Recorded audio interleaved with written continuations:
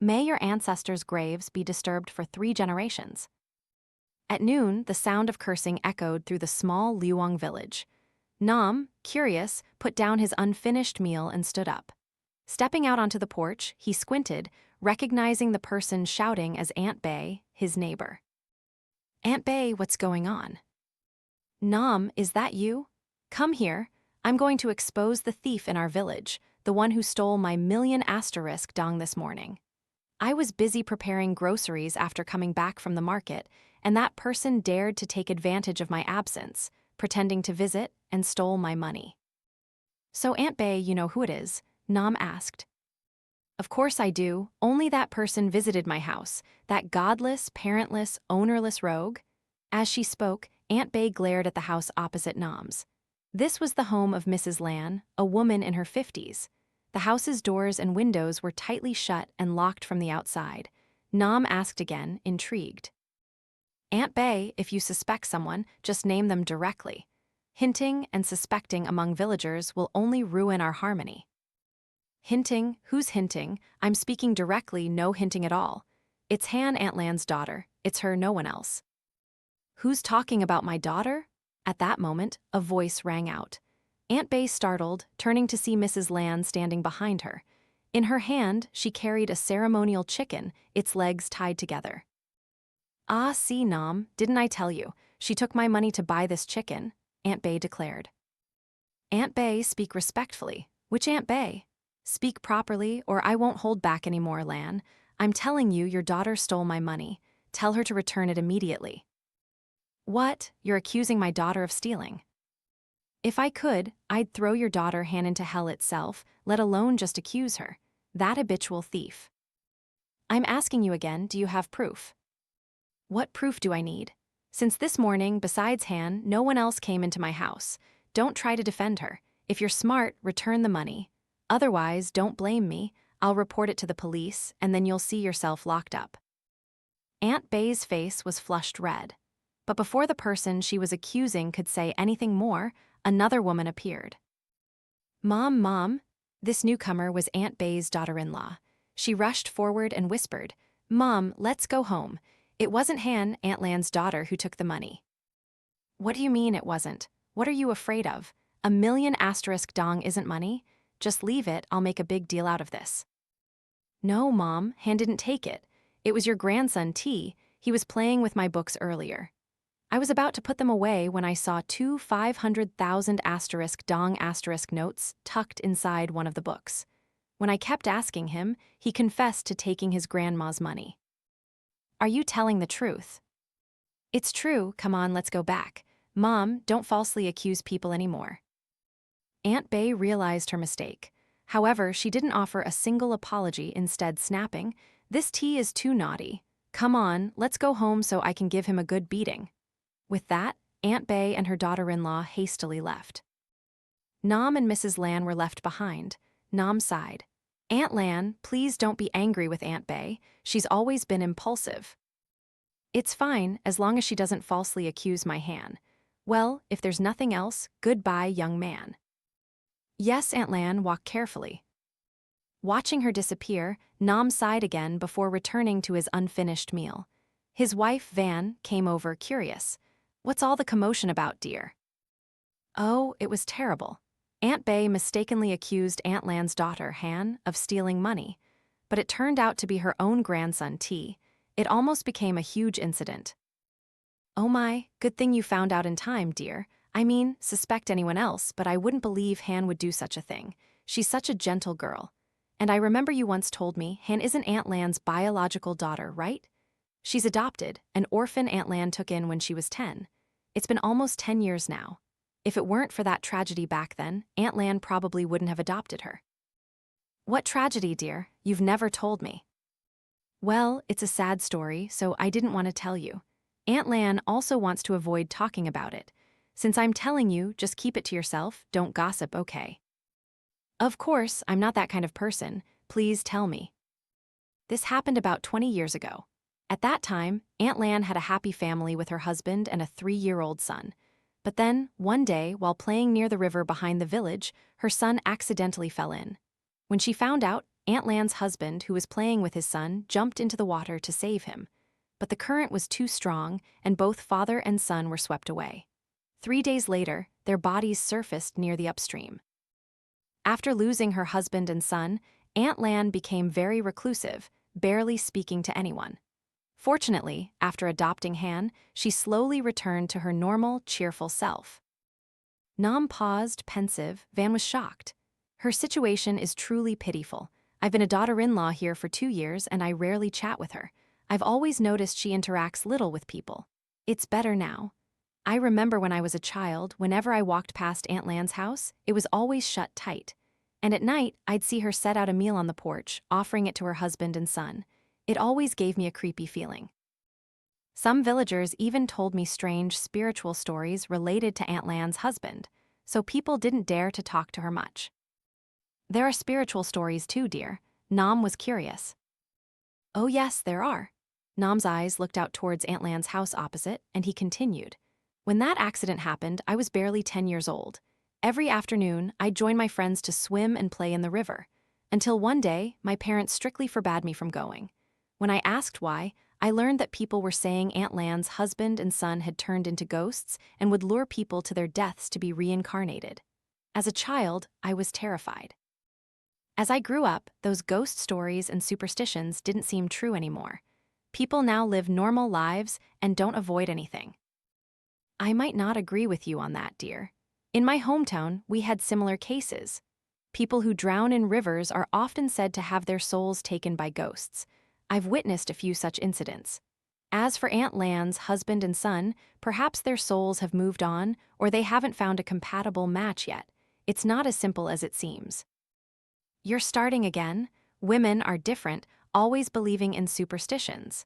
Didn't you almost get swindled once when you went to see a fortune teller? What are you talking about, dear? Who could swindle me? You say no, but you almost were. Who believes a fortune teller's words and puts down $1,000,000 deposit? When we got there, the fortune teller claimed a ghost was following us. I just needed to use a simple test. I told the old man our son often cried at night, and he immediately said a ghost was haunting our child. He didn't know we didn't have a child yet. We've only been married for 2 years, our finances aren't stable, so we're still planning. Luckily, I was quick-witted. Otherwise, we would have been swindled out of a lot more money.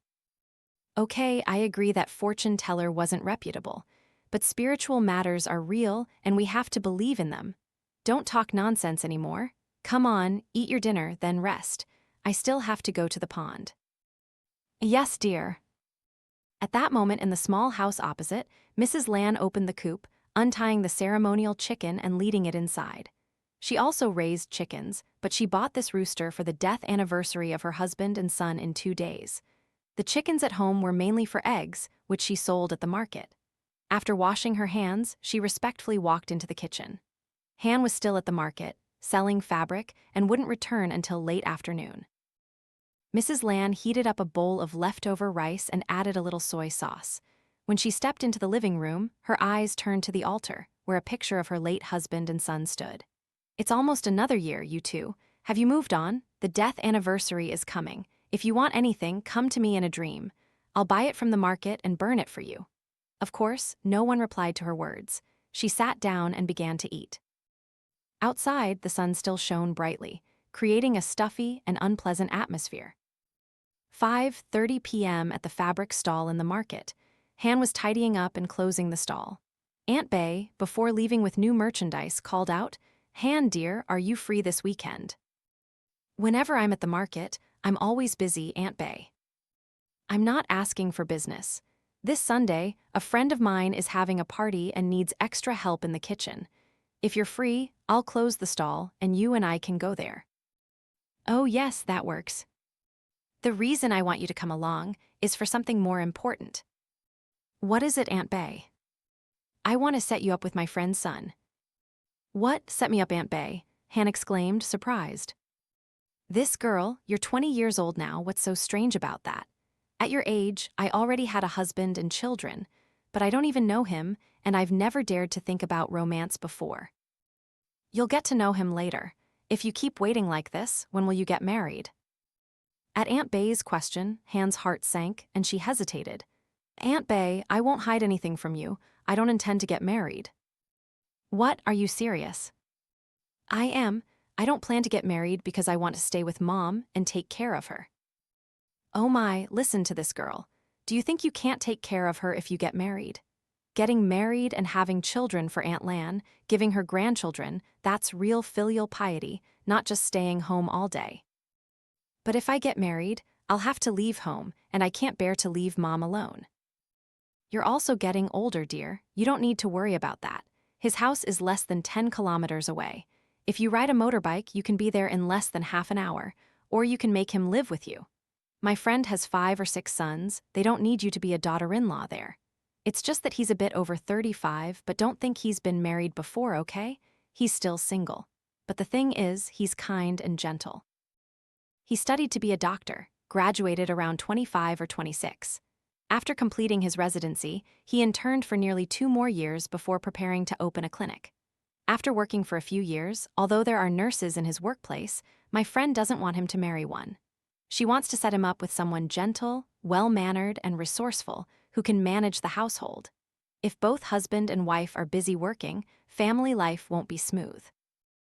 I think you're the most suitable person. That's why I thought of setting you up. Don't worry, listen to me, you won't regret it. Han smiled faintly. However, she also shook her head slightly. Thank you, Aunt Bay, for your kindness, but I don't think I'm worthy of him.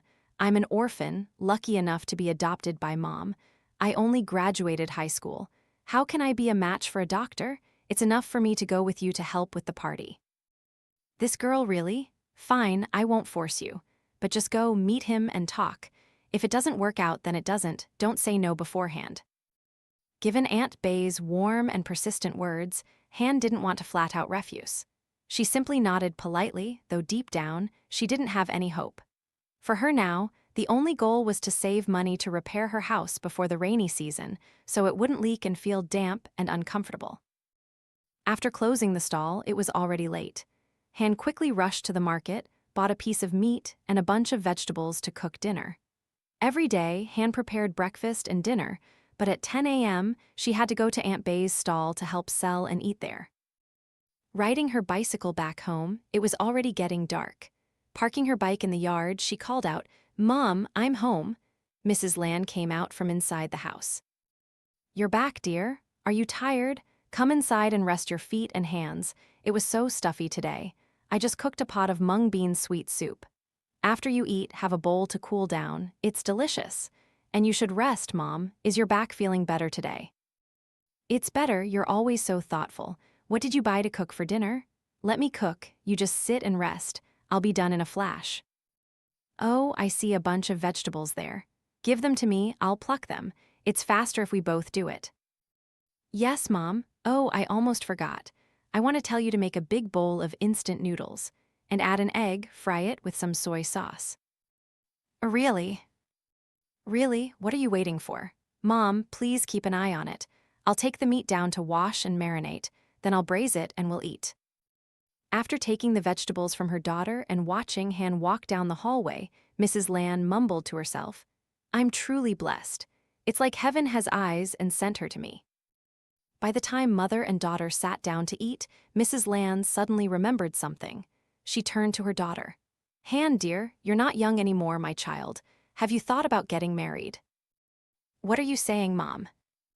"I said you should find a husband. You're 20 years old, dear." "What is it with today? Aunt Bay at the market, now you, Mom." "What did Aunt Bay say?" "Aunt Bay wants to set me up with her friend's son, a doctor." "But he's 35, you know." 35? If so, he must have been married before, right?" "I don't know, but Aunt Bay said he's still single because of his work." "Ah, that's good then. Agree to it, dear. Go meet him. If it works out, you two can move forward together." "Mom, I don't think it's a good idea. He's a doctor, and I'm just a country girl selling fabric at the market, earning a few pennies. Don't be so self-deprecating. I know you're a good, obedient girl. If anyone needs a gentle, demure, and confident daughter-in-law, I'd say no one in this neighborhood or village can compare to you. But on the other hand, our family isn't well off. If you marry someone so educated, I'm afraid his family won't agree. It's all because I don't have any wealth." Hearing this, Han immediately said, "Mom, don't say that. My boyfriend has never looked down on our family. I'm even more grateful to you. If it weren't for you, for this house, I would probably be a homeless wanderer now, with no future, perhaps not even knowing how to read or write, let alone finish high school. All right, we'll deal with that later. Let's eat first, then talk. Yes, Mom. This bowl of soup Mom made is probably delicious. I secretly smelled it earlier when I was braising the meat. The food smells good, Mom. Stop talking nonsense and eat, child. And so, the meal passed with small talk and laughter between mother and daughter.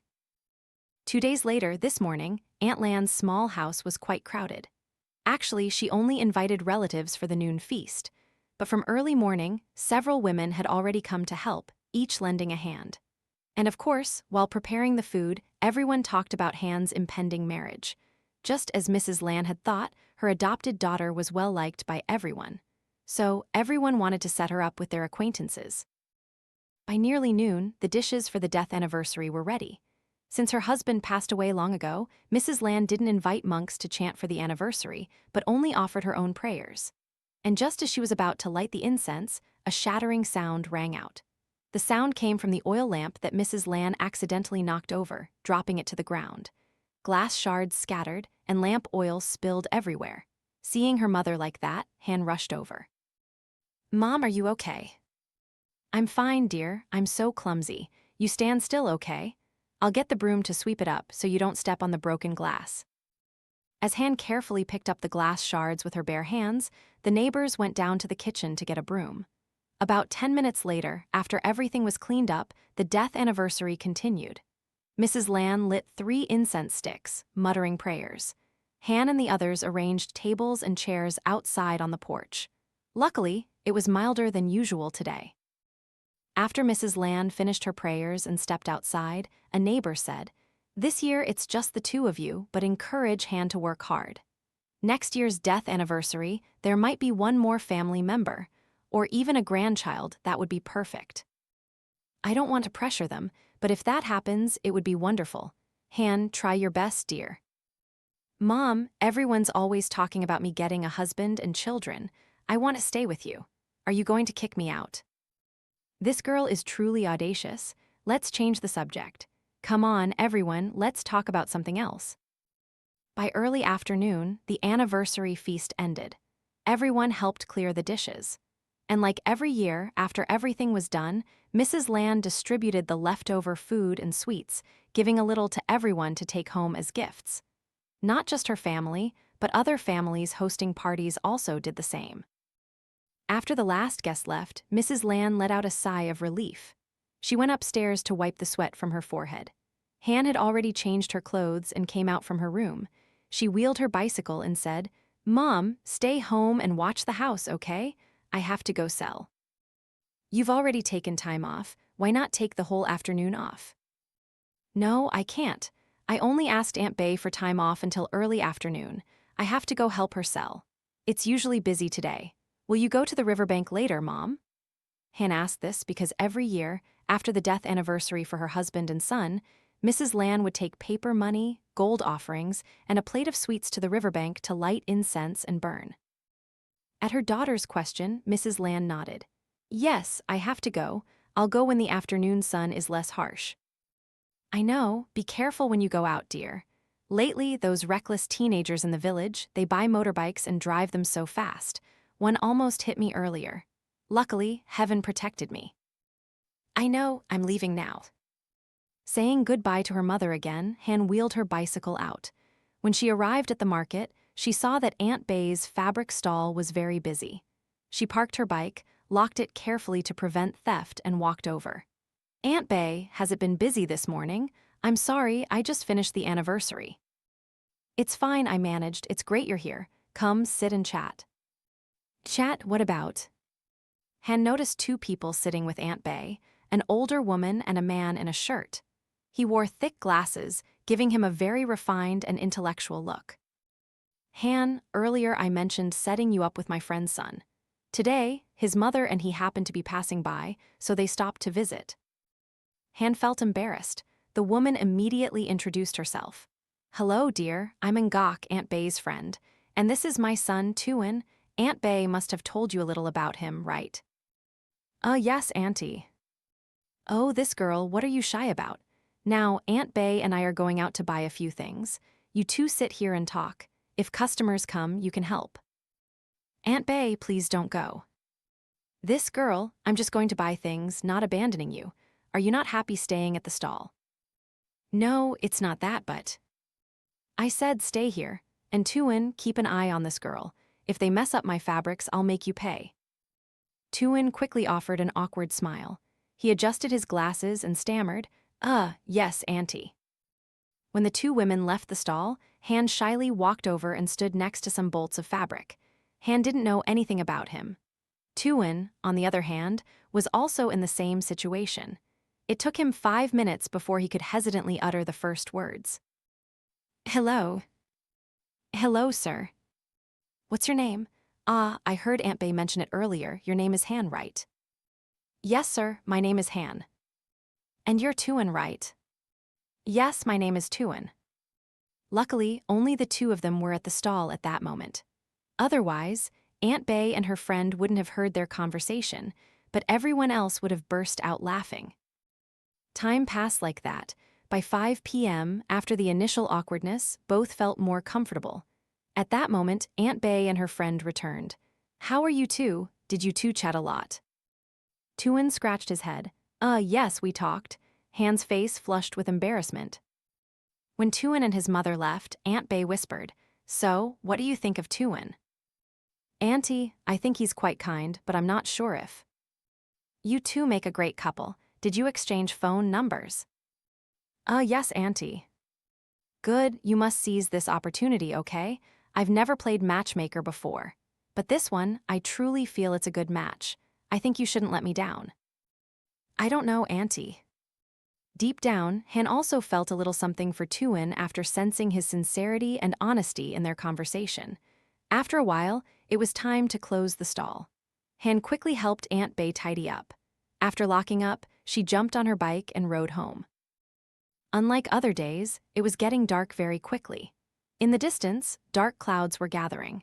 Han looked up at the sky and mumbled, It's probably going to rain tonight.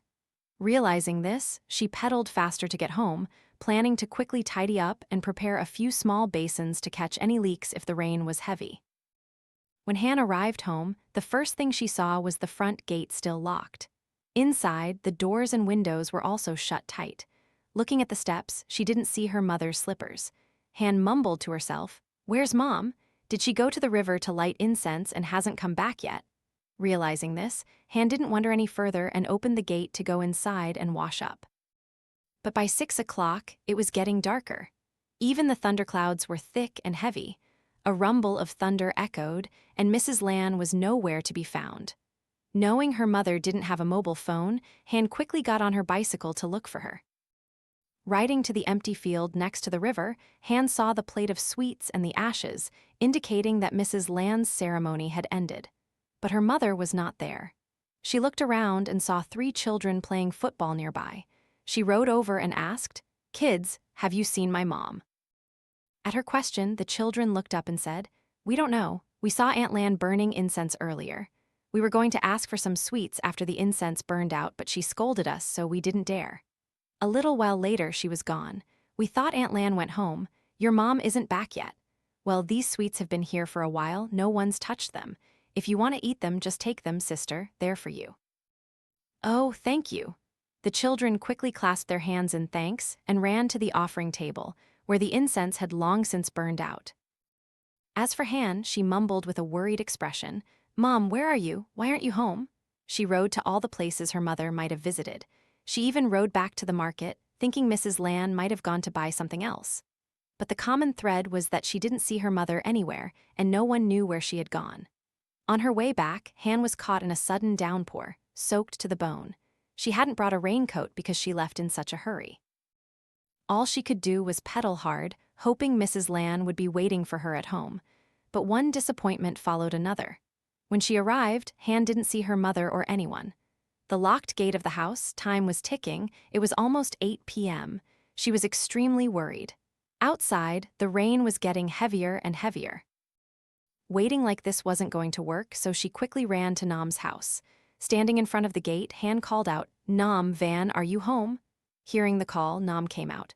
"Who's that? Han. Han, are you here to visit? I'm just having dinner, come in." "No, I need your help with something. I've been looking for Mom all afternoon, and she's not home. I'm so worried." Earlier this afternoon, I think I saw her carrying a basket of offerings and sweets, going somewhere.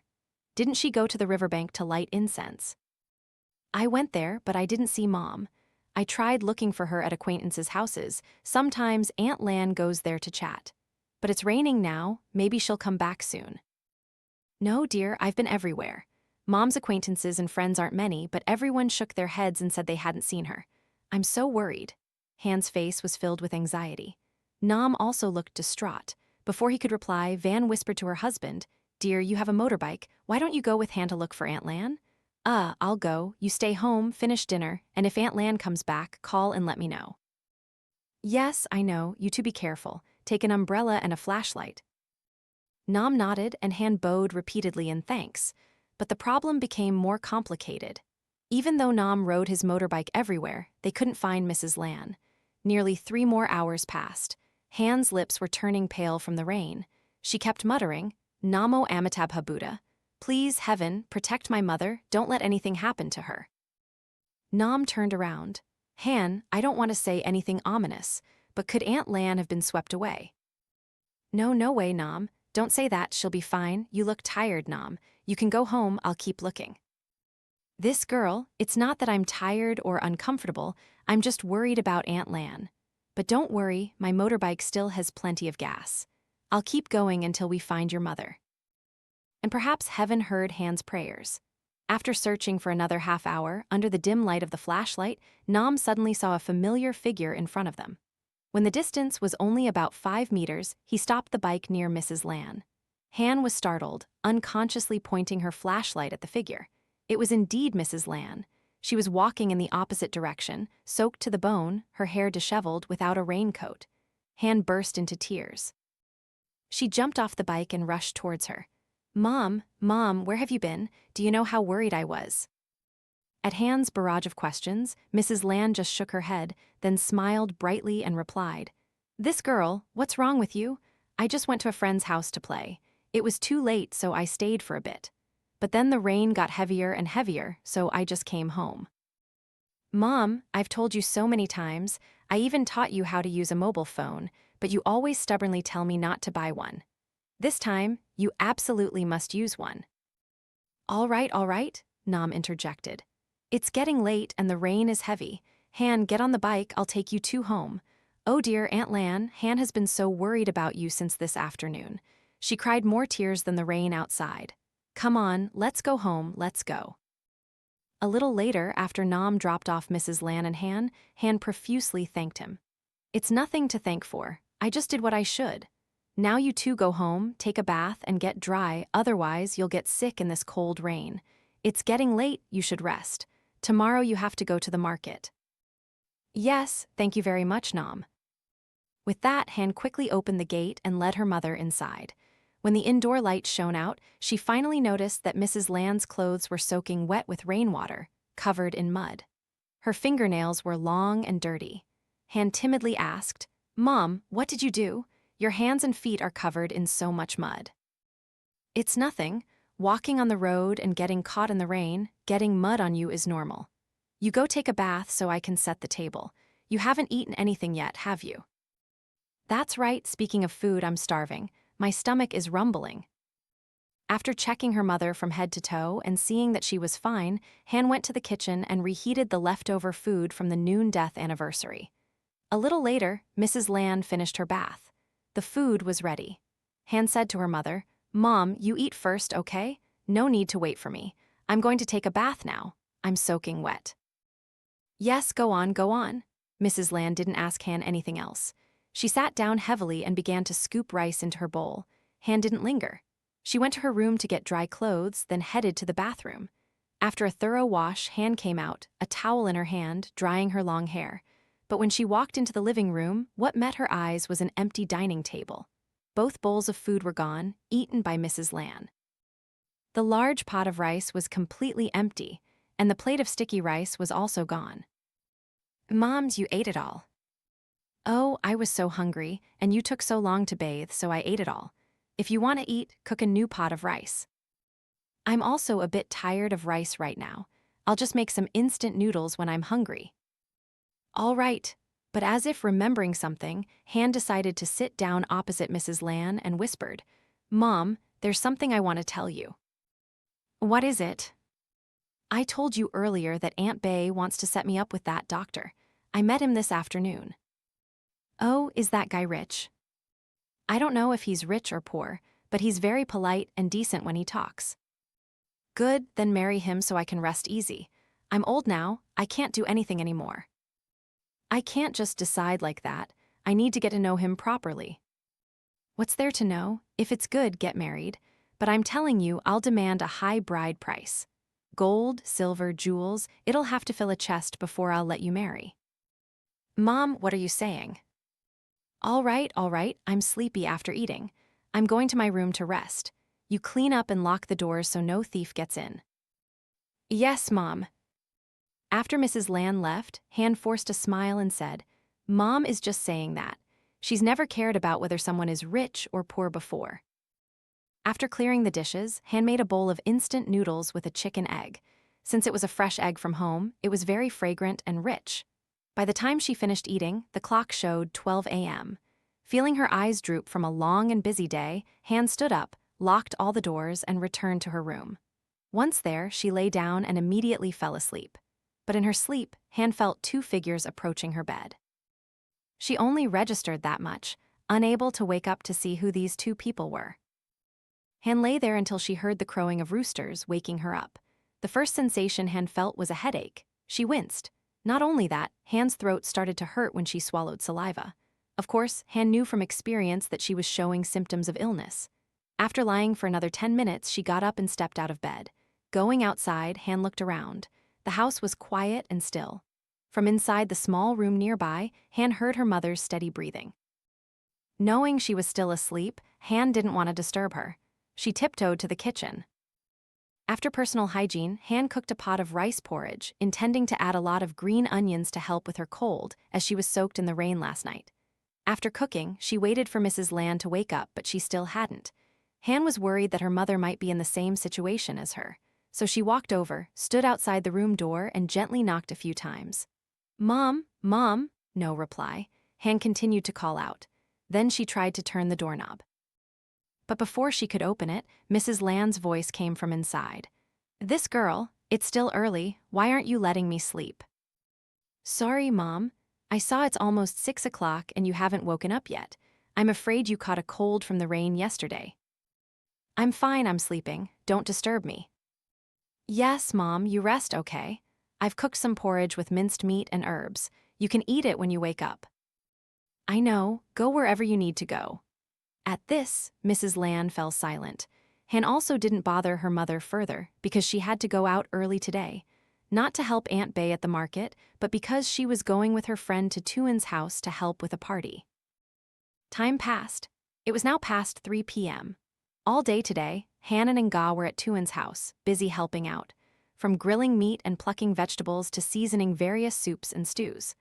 Although she wasn't doing everything by herself, Han's presence also drew attention and curiosity from others. Moreover, during the party, Tuan's relatives looked at her and showered her with compliments, praising her as a beautiful and capable young woman.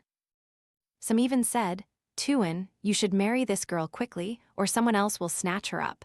You won't find anyone like her when you're older. Now that the family and relatives were gone, Aunt Bay was sitting and eating fruit with her friend. Han looked at her watch and whispered, Aunt Bay, if there's nothing else to do, can we go home? Stay a little longer, why go home? Well, I usually get home late every day. Now that I have some free time, I want to go home early to help Mom with cooking. Good heavens, it's still dark out. You're still interested in cooking? Yes, I am. I think it's normal. You want to go home early?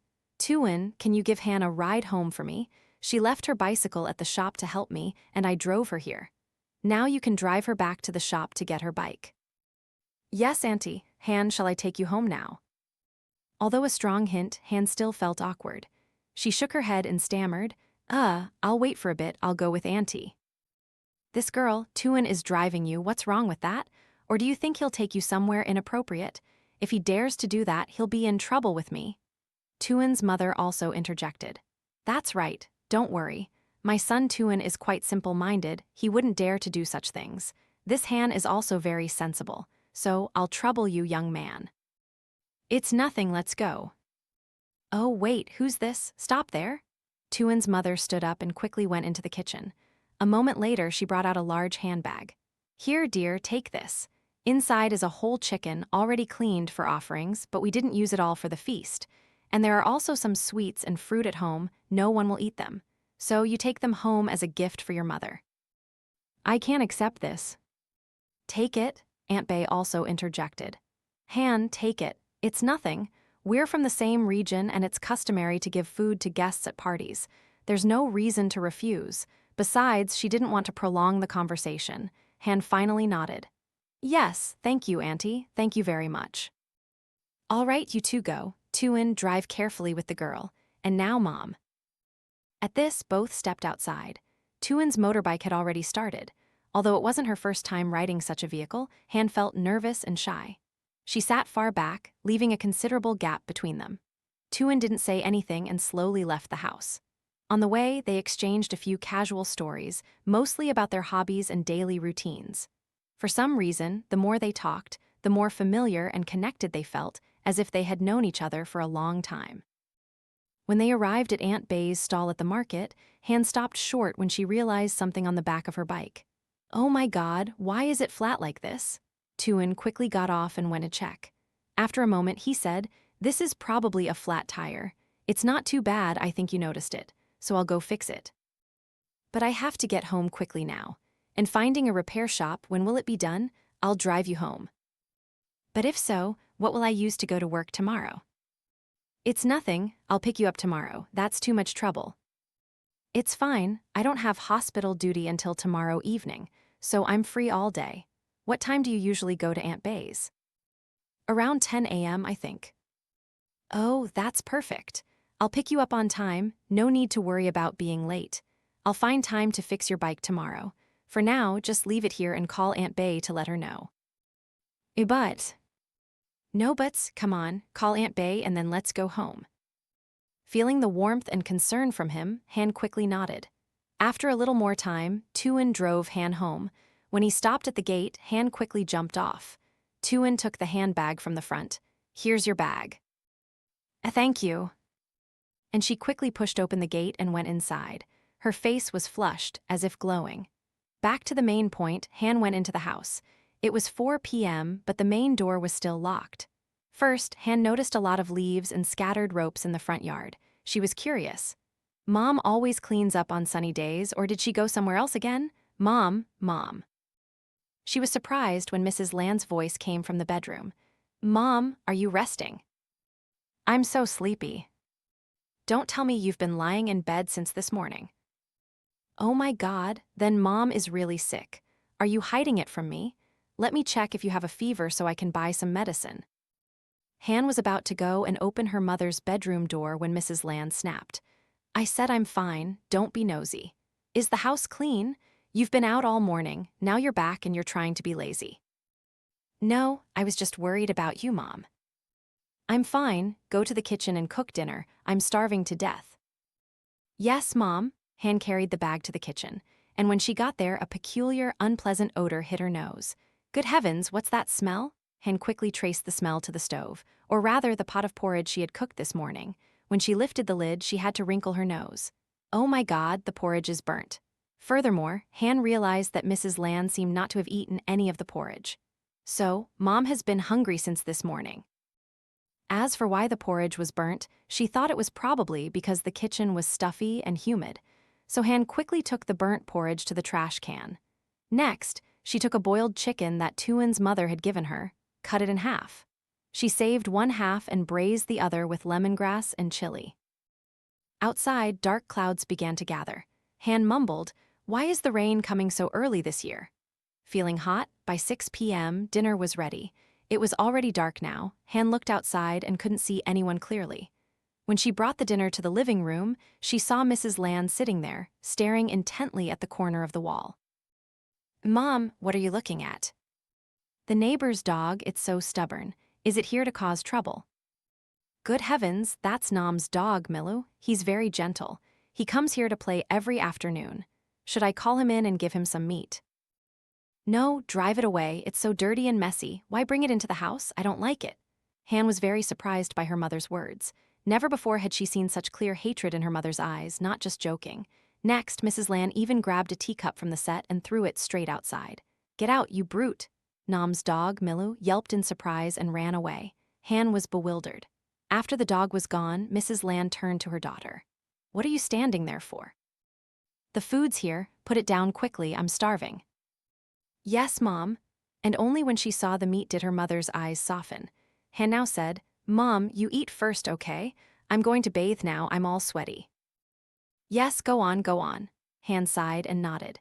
She returned to her room to get clothes. But not long after, Han didn't go to the bathroom. When she opened her door, she walked into the hallway and looked at the furniture in the living room. Mrs. Lanh was now greedily eating half of the chicken. But the strange thing was, she wasn't using chopsticks at all. She was sitting with her legs crossed on the chair, grabbing pieces of meat with her hands and quickly devouring them. This surprised Han somewhat, because ever since Mrs. Lanh took her in, she had taught her table manners. Children were not allowed to sit with their legs crossed at the table, and they must always use chopsticks or spoons. Mrs. Lanh used to say, "Although our family is poor, we must not let anyone look down on us." Yet now, everything she was doing was completely contrary to the family rules. Seeing this, Han walked over and said, "Mom, are you okay? Eat slowly." "What's wrong? You think I'm eating too much. I'm not eating anymore." And with that, Mrs. Lanh angrily threw the half-eaten chicken down onto the table. "I didn't mean that, Mom. Don't misunderstand me. My poor mom." "Misunderstand what? You're truly ill-mannered. From now on, I won't touch your food or drink." "Mom, don't be like this, Mom. Let me explain." But before she could finish, Mrs. Lanh stood up and walked straight into her room, leaving Han confused. She mumbled, "I've made Mom angry." Han ran after her, but Mrs. Lanh's bedroom door was now locked from the inside. No matter how much she called, her mother wouldn't open it. Helpless, Han sighed. "If Mom won't eat anymore, I won't force her, but I'll leave the food in the kitchen. If you're hungry, Mom, just eat it." At this, Han began to clean up, no longer in the mood to eat. After covering the dinner with a food cover in the kitchen, Han saw that it was raining heavily outside. Han began to set up a few basins to collect the rainwater. Then she quickly locked all the doors and went to bathe, returning to her room to rest. When she got there, Han finally had time to pick up her phone. This wasn't something she bought, but a gift from an acquaintance who visited her home. When the phone screen lit up, Han saw several missed calls and messages from Tuan. Curious, she quickly checked them. The first messages were Tuan asking what she was doing. But gradually, the messages expressed increasing worry. Before she could figure out how to reply, Han received another call from Tuan. She hesitated, then picked up. "Hello, I'm here." "Oh, it's you. What have you been doing? Why didn't you reply to my messages?" "I'm sorry, I was busy cooking and cleaning the house. It's just that I thought something was wrong with you, that you didn't want to reply to my messages." "No, it's not. But if you hadn't messaged tonight, I probably wouldn't have dared to message you either." "Why is that? You saw this afternoon that my family isn't well off. There are only my mother and I, lonely and relying on each other. I know I'm not worthy of you." Hearing this, Tuan said, "Good heavens, Han, what are you saying? Do you know that since then I've been talking to my mother and she's urging me to marry you quickly? My family doesn't care about your background at all. And even though it hasn't been long, I think it's enough time to be serious. But no buts. Now I'm asking you, do you want us to take this further to be lovers?" Please give me some time to think, okay? I'm hanging up now. If your answer is yes tonight, just text me. If you stay silent, I'll know to back off, understand?" "Yes." At this, Tuan hung up. Another hour passed. Han was struggling internally, half wanting, half not. She was still self-conscious about her background and many other things. But then, thinking it over, she also felt she wanted to give Tuan a chance. So Han decided not to text, but to call him. Tuan picked up almost immediately. Hello. Tuan, do you really want to be with me? I really do, so shall we get to know each other? Yes, but let's not rush into marriage. I want to get to know you thoroughly. So, if during our time together you feel that I'm not suitable and want to stop, please tell me directly. I promise I won't reconsider. I'm so happy. I have to go tell my mother right away. Tuan, wait. Before she could say anything more, the call ended. She then smiled. Is this guy really 35? He acts just like a child. But before Han could fully express her joy, she heard a clattering sound like dishes breaking from the kitchen below. Of course, Han immediately thought Mrs. Lanh was going out to eat. Anyway, she hadn't eaten anything since morning, and Han wanted to tell her about agreeing to get to know Tuan. So, after a slight hesitation, she got up and went out. When she stood at the entrance to the hallway, the kitchen below was pitch black, no lights on, but the clattering sounds continued. Is it rats? Thinking this, Han quickly walked over. But when she reached out to flip the light switch, the light revealed a surprising scene. At the table in the kitchen, Mrs. Lanh was standing next to it, holding several pieces of chicken meat and chewing them greedily. Not only that, her hair was disheveled, and she even had chicken grease smeared on her hair. If Han had done this when she was younger, she would have definitely been scolded by her mother. Mom's mom, Han called out. Mrs. Lanh immediately looked up. What? No, nothing. You just keep eating. I'm just going to the restroom. As she spoke, Han tried to walk quickly towards the restroom. When she got inside, she couldn't help but peek out. Mrs. Lanh didn't pay attention to anything else but the dinner table and the chicken. She ate as if she hadn't eaten in many days. Han didn't want to step in, partly because she didn't want to anger her mother, and partly because Han felt like the person standing out there wasn't Mrs. Lanh.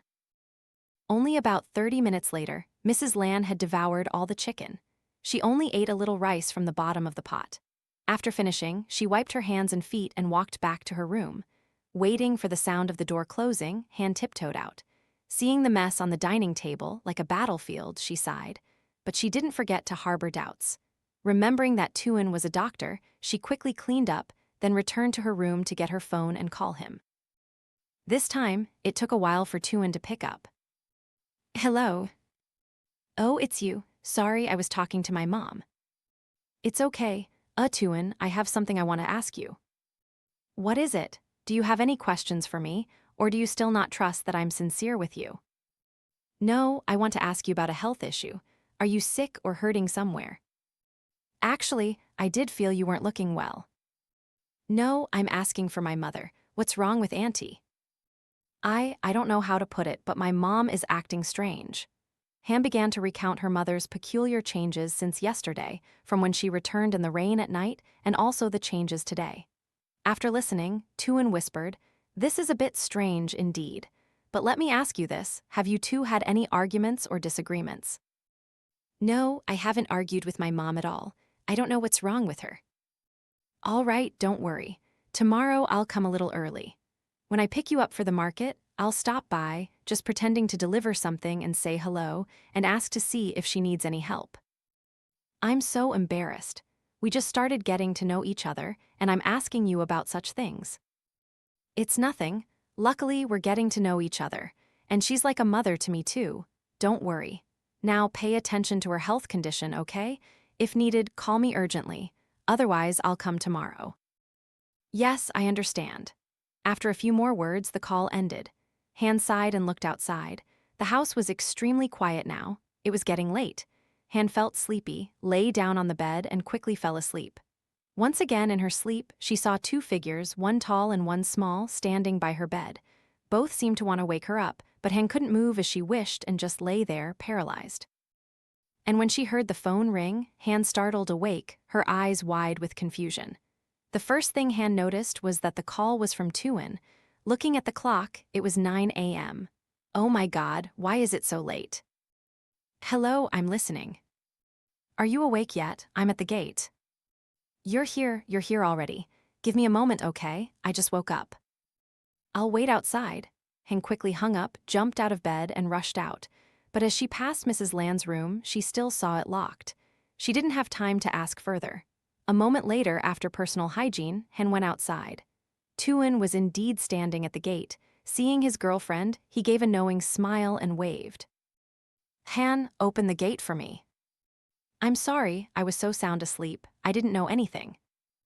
It's okay, it's normal to feel tired when the weather changes like this. Come in, I invite you. As Han let Tuan into the house, she quickly went to her mother's room. Mom? But Han received no reply. She tried to turn the doorknob and inside it was empty. Oh, where did Mom go? She probably went to the backyard to feed the chickens. She quickly went. Mom, are you out here? But even in the garden, Han didn't see her mother. Moreover, in the chicken coop, only a few chirping chicks and one old hen remained. She remembered having 3 or 4 hens plus 2 roosters. Why was it like this now? Tuan walked over and asked, Do you know where Auntie is? No, I don't. Mom probably went out. Do you have a phone? Call her.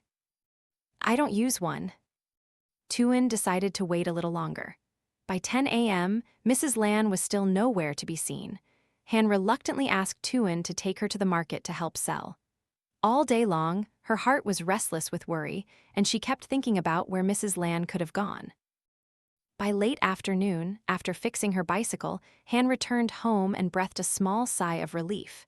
She saw the warm yellow light from the living room and Mrs. Lanh's figure sitting on the sofa, fanning herself. Mom, when did you get back? Where did you go this morning? You weren't home. I had some business outside, visiting a friend. But Mom, it seems our chickens, were missing 2 roosters and 2 hens. They're not missing, I sold them. Oh, why did you sell them? They're old now, they don't lay as well as before. I sold them to get money for new ones. Oh yes, I thought they were stolen and was worried all day. What's there to worry about? And you look quite cheerful today. What about that other thing? Mom, Han was a little shy, but then she told her about Tuan agreeing to be her boyfriend. That's good, hurry up and get married. But somewhere, Mrs. Lanh didn't forget to mention the gold and silver for the engagement ceremony. Han felt a bit embarrassed, so she quickly changed the subject and prepared dinner. Dinner today was simple, consisting of rice, a few fried fish, a bowl of fresh vegetables, and fish sauce with chili and garlic. Partly because Han was busy fixing her bicycle and didn't have time to go to the market. Partly because she thought they had eaten a lot of meat these past few days, so now was a good time for fish. As for Mrs. Lanh, she ate quite normally. Only after eating 1 bowl of rice did she stand up, shake her head, and say she wouldn't eat anymore. Han didn't see her mother returning to normal, so that evening she called Tuan to report. After listening, Tuan said, I think maybe that day Auntie was caught in the rain and felt unwell, but there's nothing serious. Yes, I think so too. Well, thank you, Tuan. It's nothing to thank for. Oh, Han, let me ask you something. Are you free this weekend? This weekend? This weekend I want to take you to the town for a day, to eat and shop. But I'm busy helping Aunt Bay. It's okay, I'll take care of Aunt Bay. It's not often you get a day off. I can't promise anything yet. That weekend, Aunt Bay will be busy with many customers. This girl, always thinking of others. Don't worry, dear. Han now heard Tuan's mother's voice chime in. That day, I'll come and spend the whole day with Aunt Bay. I'll help her sell, so you can go out and play and then come back. Han truly felt the warmth from Tuan and his mother, and so she nodded in agreement. The call ended. Han was very happy. She lay down on the bed, her mind filled with thoughts of spending time with Tuan in the future. Lost in these thoughts, she fell asleep without realizing it. On the 3rd consecutive night, she heard the 2 figures appear again. This time, everything became clearer. But the strange thing was, this clarity brought Han a terrifying feeling. Or rather, their condition no longer resembled humans but 2 skeletal figures. They stood by the bed and called out, Han, wake up! The loud, echoing voice made Han jolt awake. She opened her eyes, gasping for breath. It took her a moment to hear the phone ring. She looked over and saw that the call was from Aunt Bay. Hello, Aunt Bay, I'm listening. What's wrong? This morning, I didn't see you come to help me sell, and you didn't say anything either. Oh, I just woke up. What time is it now, Auntie? This girl, it's already 1 p.m. and you're still sleeping. Are you okay? Tell me the truth, are you sick and staying home? No, I'm fine. Han still thought Aunt Bay was just being dramatic, but when she looked at the wall clock, it was indeed 11:20 a.m. Oh dear Auntie, I'm so sorry, I'll be right there. I'm not sick, just be careful. Yes, Auntie. Han rushed out, quickly finished her personal hygiene, changed her clothes, and stepped outside. She noticed that Mrs. Lan was not home. The room was empty and there were no slippers outside. Where did Mom go again? Of course, she no longer had enough time to wait or look for her mother. Rushing outside, she jumped on her bicycle and rode to Aunt Bay's stall. Seeing Han, Aunt Bay hugged her tightly. Aunt Bay, I'm so sorry. This girl, I've told you many times, it's nothing to apologize for. Oh, but are you really okay, dear? Why do you look so pale? No, I'm fine. Han now looked into the mirror, but despite saying she was fine, her face contradicted her words.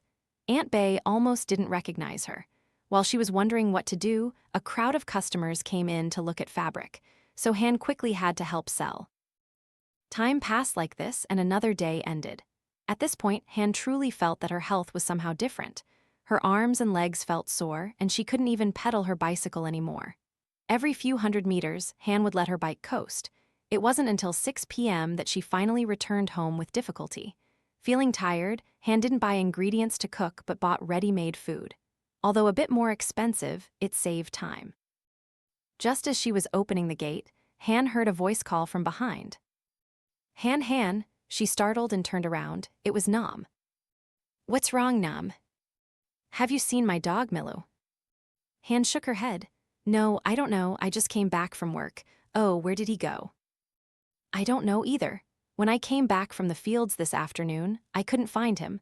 I thought he was just wandering around here, but I've been looking since early afternoon and haven't seen him anywhere. He often comes to play with you, so I thought I'd ask. No, I don't know. Maybe you can ask Aunt Lan. I didn't ask. I think your mother is inside, right? It's not that I didn't ask. Earlier, when I saw your mother come home, I also asked her, but she seemed very angry and glared at me. Aunt Lan has never been like that before. Yes, Nam, I understand. My health hasn't been very stable lately, so I'll leave it to you to ask. Will you ask for me? Yes. Nam turned and went back inside, while Han opened the gate and wheeled her bike in. Stepping into the living room, she saw Mrs. Lan sitting, staring blankly at the corner of the wall. She was about to ask, Mom, I'm a bit tired today, so I bought ready-made food. I'll just cook a pot of rice, and we two can eat. I won't eat. I ate this afternoon. Why are you asking so much? If you're tired, just eat and rest. Oh yes, and one more thing, Mom. Have you seen Nam's dog, Milu? What? It's just a dog. Why is Nam asking you about it? How would I know where it is? Are you accusing me of stealing it? I didn't mean that, Mom. Nam just asked me to ask you, that's all. Anyway, I'm a bit tired. I'll go take a bath and go to my room to sleep. If you're hungry, Mom, you can heat up the food and eat it for me, okay? I know. A little later, after bathing, Han felt a bit better, but she didn't want to eat anything, so she returned to her room and lay down on the bed. Han felt her whole body was aching. Her phone still displayed Tuan's messages. After replying to a few messages, she fell asleep without realizing it, still in her dream state. And because she fell asleep early, Han woke up before dawn. She was so tired that the only part of her body that could move was her eyes. But as she was about to lie down a little longer to regain her strength, Han heard footsteps from the hallway outside.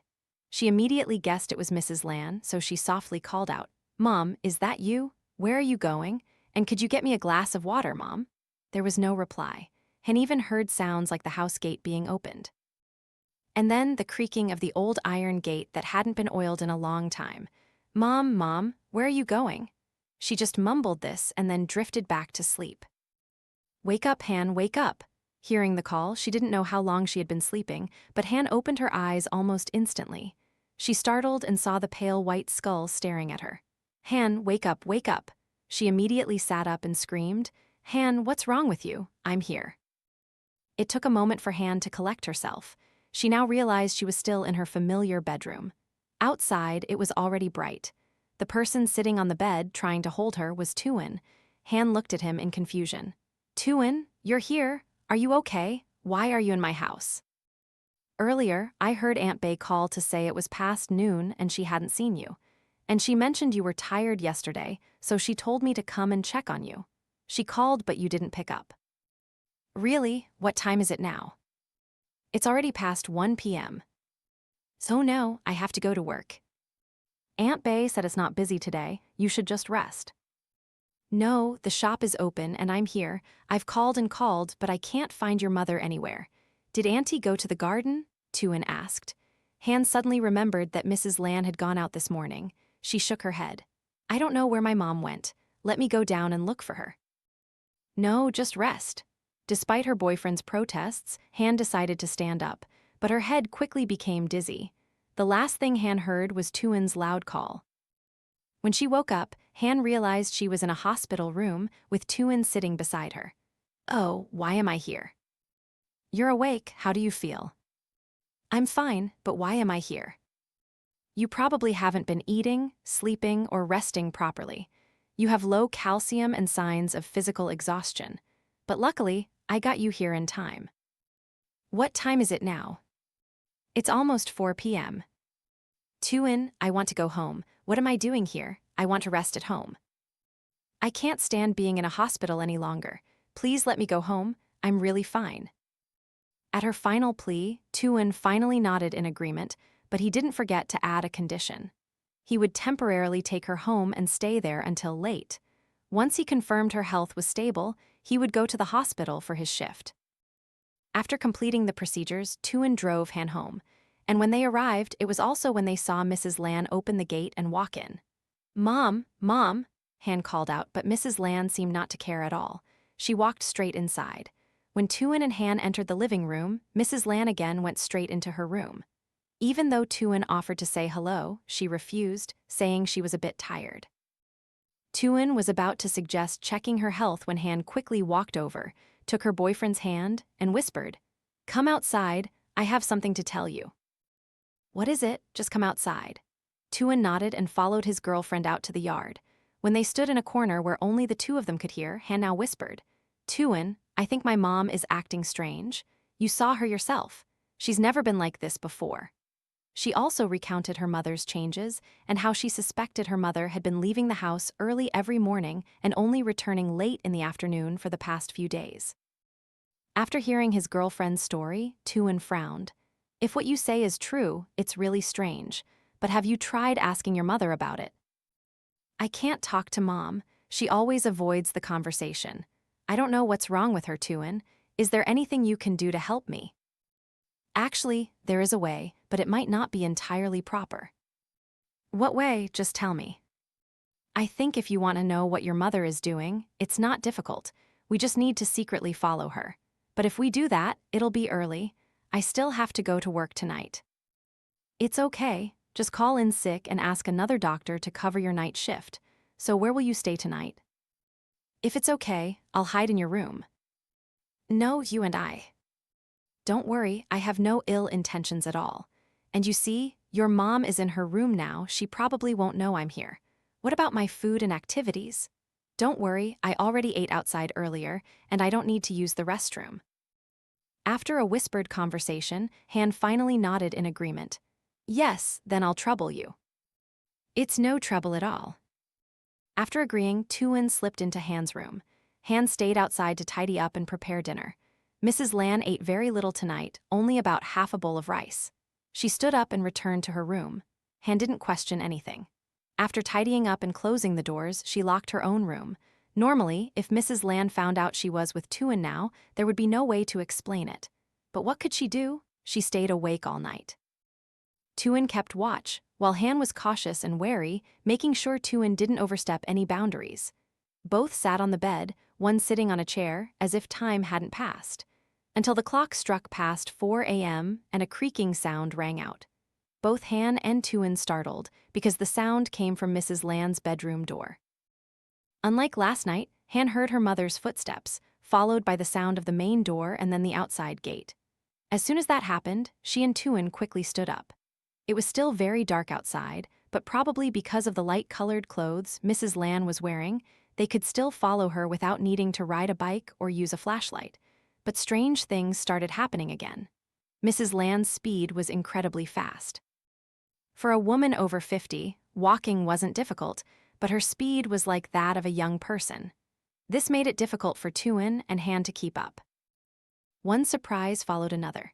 After walking for more than an hour, Han realized her mother was turning towards the mountain in the village.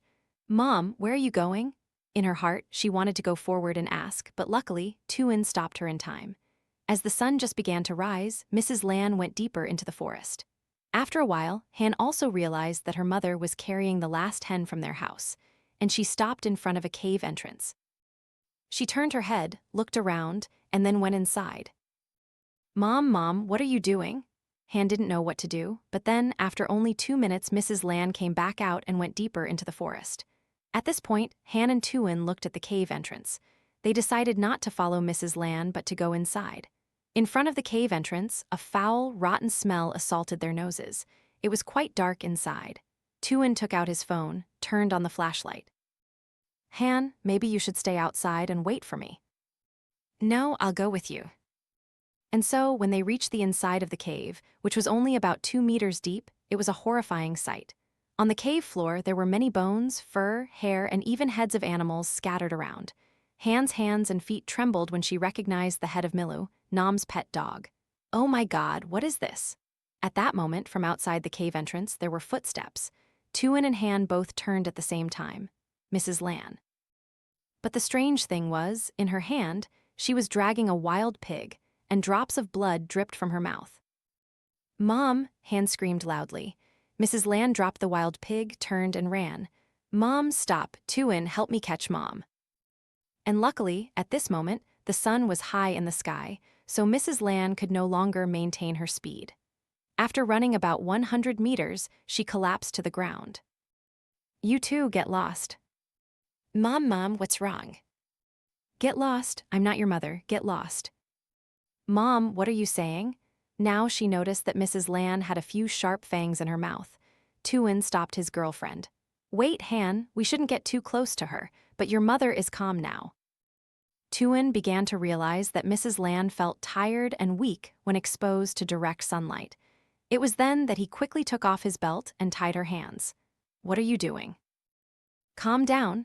After that, Tuan took out his phone and called a friend. About half an hour later, a group of doctors arrived. They began to take Mrs. Lan to the hospital. But when they got there, they couldn't find any illness in her, only extreme agitation. Mrs. Lan seemed to want to attack anyone who came near her. She even injured one of Tuan's colleagues on the arm. Fortunately, it was at a hospital, so the doctor received timely treatment. Han cried bitterly, Mom, wake up." Tuan suddenly remembered something and took out his phone again. After Tuan's call, another group of people arrived, his mother and Aunt Bay. There was also a middle-aged man. After a brief introduction, this man introduced himself as Master Ba, a shaman who dealt with spiritual matters. And when he looked at Mrs. Lan, he exclaimed, "Oh dear, she's possessed by a ghost? It's serious. Take her home quickly and perform an exorcism, or it will be too late." At this point, Han no longer knew right from wrong. She could only obey. In the evening of the same day, a ritual was performed in the small house. Mrs. Lan was tied to a chair. Her eyes were bloodshot and dark, and she constantly cursed and swore. But Master Ba remained calm, as if he had witnessed this many times before. The ceremony lasted until midnight, and to everyone's surprise, when Master Ba finished the ritual, Mrs. Lan vomited some sticky fluid. And her eyes were no longer bloodshot. Her complexion began to regain its healthy glow. She looked at her daughter with tired eyes. "Han, Mom, what happened?" After being untied, Mrs. Lan began to recount her story. It started more than half a month ago. She heard people say there was a talented fortune teller in the area. She went to see her, initially only wanting to ask about her daughter's career and love life. But the fortune teller claimed that Mrs. Lan's fate was nearing its end, and if she didn't perform a ceremony, she would face disaster and die. Mrs. Lan didn't believe it at first, but then she thought that if something happened to her, her daughter would be left alone. She didn't want Han to become an orphan again, so she decided to use all her savings to ask the fortune teller to perform the ceremony. In the following days, she was given charms to drink. But for some reason, her mind became clouded. She even dreamed of her late husband and son appearing to stop her, but her consciousness began to blur.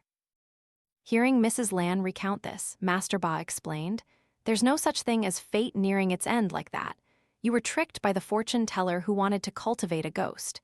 If it weren't for your daughter and this young man intervening in time, you would truly be dead and your body would be possessed by the ghost." Hearing this, Mrs. Lan burst into tears. "Mom, I'm sorry." It's okay now, Mom, don't worry. Money can be earned back, it's okay. That night, Han stayed by her mother's side, while Master Ba performed another protective ritual to shield mother and daughter. When dawn broke, the master left with a farewell. When Han was about to ask Tuan to pay the master, Tuan said that Master Ba was an acquaintance of the family and never charged for his rituals. Despite this, Han still prepared a small offering of fruits and sweets and brought it to his house to thank him. As for the fraudulent fortune teller, a short time later, news spread that she suddenly went mad, set fire to her house, and committed suicide in the flames. 3 months later, Tuan and Han's wedding finally took place, with the blessings of both families. Holding her husband's hand on stage, Mrs. Lanh shed tears of joy. And in that emotional moment, her blurred eyes distinctly saw 2 other figures standing next to Han. These 2 figures were incredibly familiar. But by the time Mrs. Lanh focused her eyes to see more clearly, the 2 figures had disappeared. She didn't find it hard to understand. She just clasped her hands together and prayed. Namo Amitabha Buddha. My husband, our daughter is married now. May you also find peace and be reincarnated quickly.